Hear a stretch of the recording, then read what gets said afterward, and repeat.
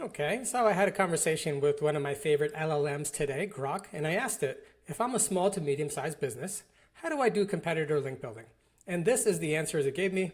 I turned it into a presentation with the help of AI, and I'm going to go over its answers, and I'm going to add some color to it to see if I agree with it, disagree with it. Hi, I'm AJ Pagdell, founder of Outreach Labs. I've been doing link building for about 10 years. Hopefully, I can provide some insights on if Grok is giving some useful info, if there's some nuances that it's missing. So let's just jump right into it. So competitor link building helps SMBs gain website links by learning from competitor strategies. You can get good traffic. This approach is affordable and practical and perfect for SMBs. Start by improving your online presence by understanding where your competitors get their links from. No need for a big budget. Smart tactics can help you compete. Okay. Why link building matters. The basics are link building means getting recommendations from other websites, which helps search engines trust your site more. Quality backlinks improve your position in Google, making it easier for potential customers to find you. Links from other sites send referral traffic to your site, increasing the number of visitors you can get to your products or services. Backlinks signal trust, so this can enhance your reputation and credibility. Sure, that's all fine, basic 101 stuff, great. What is competitor link building? It means examining where your competitors get their website links and applying those insights to build your own backlinks and improve your SEO. It helps because you can identify potential sites that might link to you, learn proven tactics in your industry, discover opportunities others missed. How it works? Think of it as a roadmap based on your competitor's success, guiding you to focus your efforts on what's already working in the market. Yeah, all of that, couldn't have said it better myself. So how do we do it? Step one, Grok is saying you have to identify your competitors, use keyword searches, leverage SEO tools, understand competitor types. Okay, define your competitors. That's obvious. You know who your competitors are. Using search keywords. Okay, if you're a coffee shop near me, who ranks in page one, that becomes your competitor. Fine, fair enough. Try tools like SEMrush and Ahrefs. Both of those are enterprise grade SEO backlink marketing analysis tools. You pop in your competitor's website, it tells you everything there is to know about that site, including what backlinks that site has. For example, this is an Ahrefs dashboard. This is our website.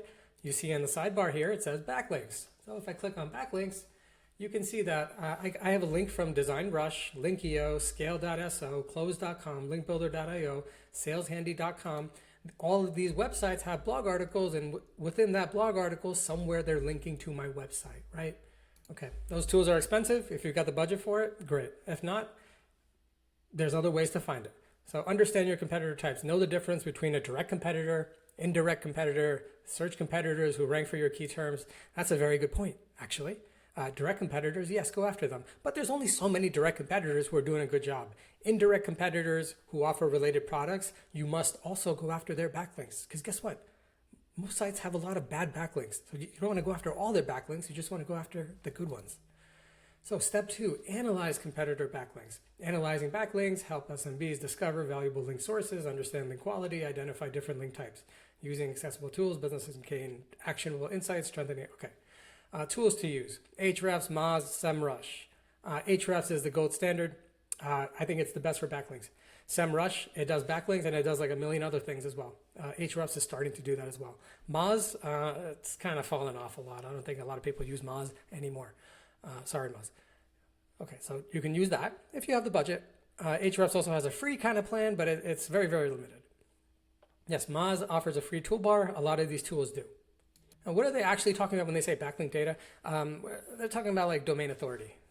I really didn't want to make this like a 101, what is link building kind of thing, but here and there, if I feel the need, I'll just chime in with it. So going back to Ahrefs, they have a DR tab here, domain rating, shows a website strength. It's a scale of 1 to 100, right? So it takes all the websites across the entire internet, scales it down to a 0 to 100. So the Facebooks, the Googles of the world, they're at a 100.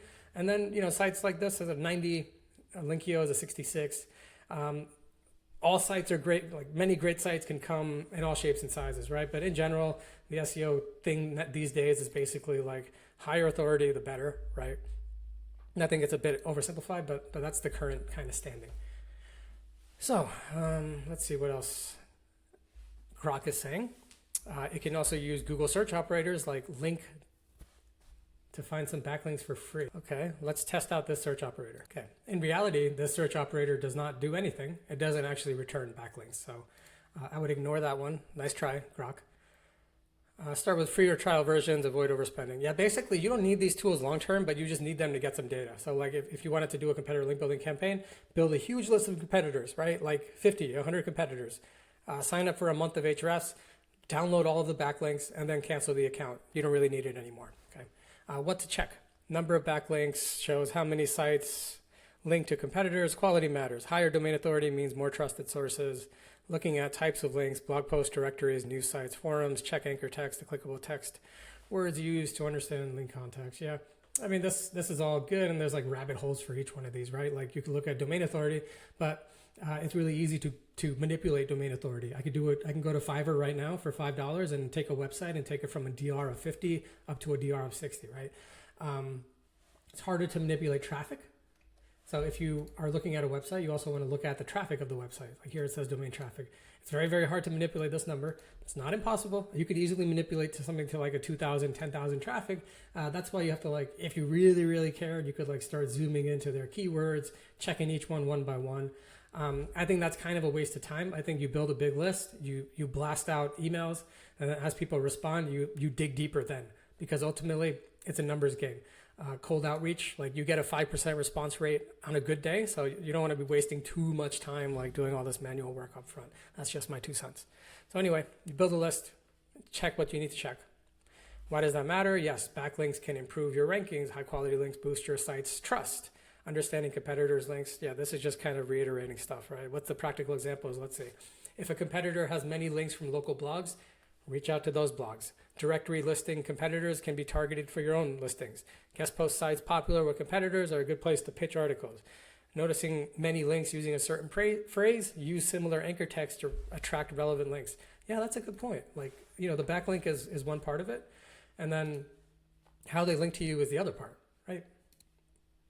Like here, Linkio is linking to me, but how is it linking to me?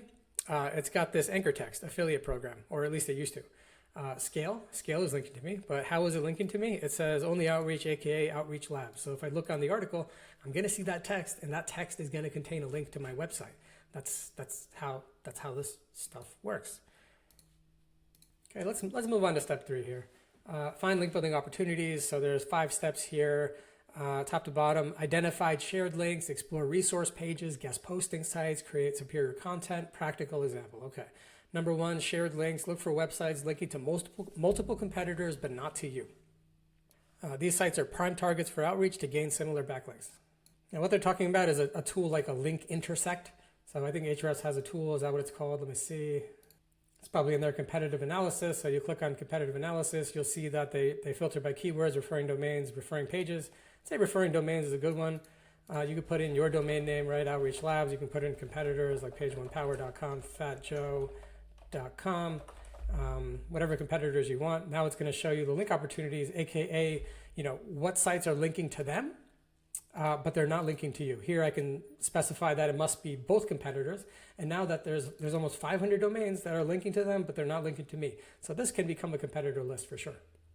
However, you're going to see a lot of spam and junk on here, and you have to filter that stuff out. Going back, it also says explore resource pages, find directories or resource pages where competitors are listed, request to have your own business included on these relevant pages to increase visibility. Okay, fine. So yeah, that's true. Okay, guest post sites, discover blogs or industries where your competitors pitch guest posts, pitch your own helpful content to these sites to build links and authority.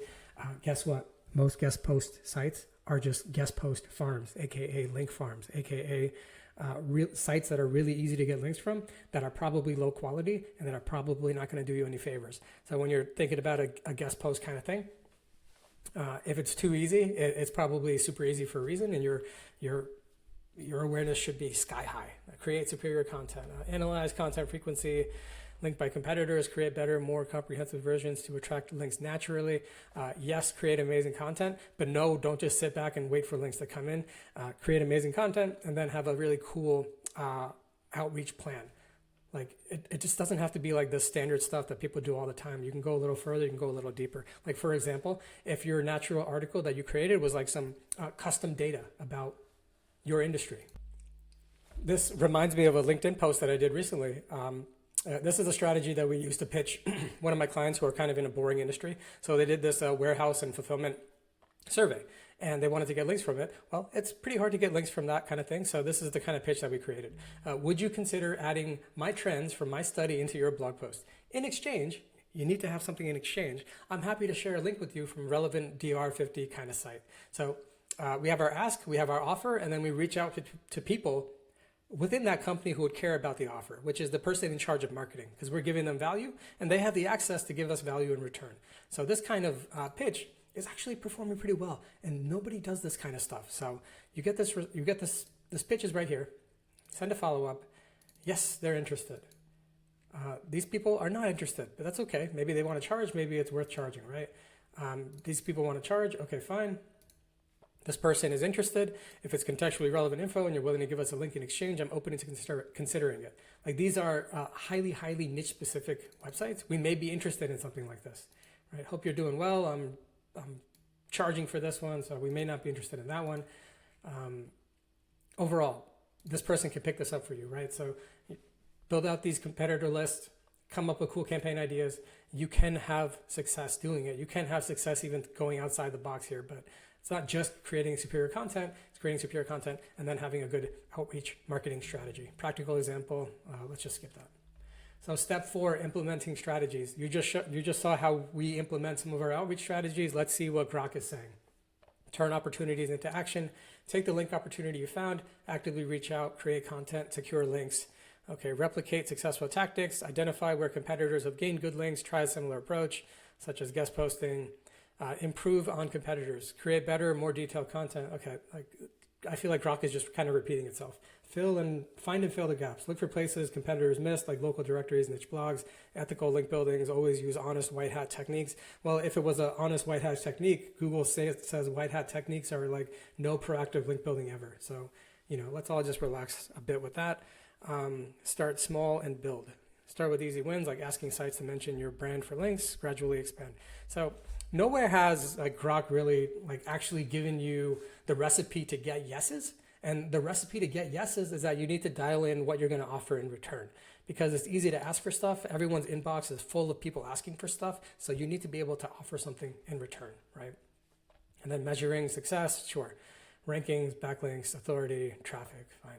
Actionable tips for SMBs. Start with easy wins. Fix broken links pointing to your site. Claim unlinked brand mentions to quickly boost your backlink profile. What they're saying there is if you're a well-known brand, lots of people are talking about you. Sometimes they won't link back to you, but they'll mention you. So they're saying find those mentions and then reach out. Sure, fine. Fix broken links pointing to your site. Sure, fine. I guess that's easy. How many of those do you have? I don't know. How important are they? I don't know. Prioritize high impact links. Focus on websites with strong traffic and authority, like popular industry blogs. Well, yeah, that's fair. You have to be able to find them at scale. That's the hard part. I'll show you how to do that in a bit. Use free tools and trials. Leverage tools like Moz's free tools, Href $7 trial. Yeah, I like that, but they're very limited and capped. Quality, and you have to factor in your time, right? Like, it takes hours and hours and hours to do this stuff manually. Go to where the data is. Like, it's worth it. Quality over quantity, yes, but honestly, you need quality and quantity, because like I said, success rates are low. So to do all this like quality over quantity, no, you need quality and you need quantity, and you need processes that can suss out both.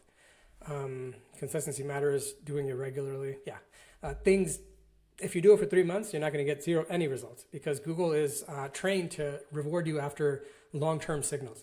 So link building is a long-term signal. Consistent content publishing is a long-term signal. So as you do these things consistently long-term, even though you're not getting rewarded, Google's saying, okay, this person is doing it because this is what their brand does, not to try to manipulate me, not to game me, and then it starts promoting you, right? So conclusion, competitor link building, this is just kind of repeating itself, fine. So I guess that's what Grok thinks about competitor link building. What do you think? Now, once you go like truly down the rabbit hole and like really go crazy, you can start doing some really cool stuff. So this is an example of a script that we're using for our clients, right? Here we are starting with a target URL. For this example, I did my own website, actually. Let me zoom in. And we created a script that will ping data for SEO. And I asked for 200 competitors, or was it 400 competitors? 200 competitors. 200 that shared like a similar backlink profile overlap, and then another 100 that are sharing some of my keywords that I'm going after. So it gave me this huge list of competitors, right? So what Grok would say is, okay, go through each one of these, like install like a Moz bar, whatever, like download all the backlinks. We're an agency, like we need scale, we need reliability, we need all that stuff. So what we do is we extract all the backlinks for each one of these competitors that they've acquired over the past 2 years. So this second sheet, the raw list was 120,000 backlinks here. And then we have a filtering tool, which is very cool. Find competitors, find backlinks, filter bad backlinks, remove existing links, keep websites with blogs, remove low traffic sites, right? So right now, with this current campaign, we're at the stage where it's keeping sites with blogs. How does it do that? It's using a combination of regex plus LLM models like OpenAI and DeepSeek. It looks at each one of these and it tries to categorize what kind of blog or what kind of page is it. If it's a service page, maybe it's not a good target, but if it's like a blog related page, maybe it's a good target. If it's a directory, that's a kind of different thing. If it's a forum, that's kind of a different thing. So what this helps us do is just think about it, like zoom out. I didn't just start with one competitor, I started with 400, right? I got 400 competitors backlinks over the past 2 years. I've basically taken 400 marketing companies. I've taken all of their work. I've digested it in one bite. And then I'm just filtering it and building this giant list. By the end of this list, after I'm done cleaning it and whatnot, I'm probably going to have like 10,000, 8,000, 7,000 websites in my niche who are linking to higher ranking sites in my industry that I can reach out to, right? And we've also got automations and stuff that will find the contacts and do all this stuff. So I don't know when you're watching this or how you're watching this, but introduction. Here's an ad for this video. This is AJ. This is my company, Outreach Labs. We do blogger outreach campaigns on behalf of people like you. So if you're interested in link building, you don't want to do it yourself, you want someone that kind of scales up and is really serious about what we do, check us out. If you do want to do it yourself, this kind of ridiculously efficient link prospecting automation where you just type in your domain and then you end up with a list of competitors with the exact contact person that you should reach out to each one of those people. If you want to use some of our AI workflows, go to Linkomatic.ai. At the time of this video, this is the V1 tool. It's an internal tool, but V2 is coming out and it's going to change the prospecting game forever and for everyone. So this is my review of Grok's review of competitor link building. They had some pretty good stuff there. I didn't disagree with much. Hopefully some of my added color and context was useful to you. Thanks a lot. If you like this kind of content, I'll be doing more of it on my YouTube channel. Like and subscribe. Reach out to me at AJ at Outreach Labs if you ever need anything. Thanks a lot.